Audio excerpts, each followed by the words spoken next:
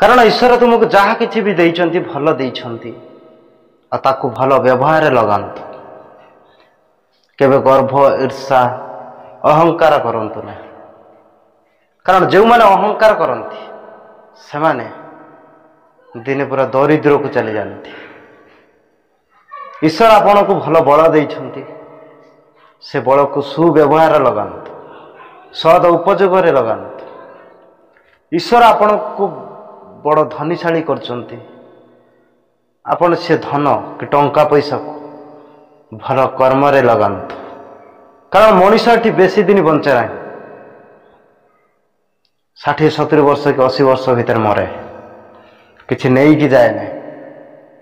କିନ୍ତୁ ତାକୁ ନେଇ ଯିଏ ଗର୍ବ କରେ, ସେ ଗର୍ବକୁ ଅବଶ୍ୟ ମଣିଷ ସହିପାରେ, କିନ୍ତୁ ଉପରବାଲା କେବେ ବି ସହନ୍ତି ନାହିଁ, ତାକୁ ତଳକୁ ଖସାଇ ଦିଅନ୍ତି।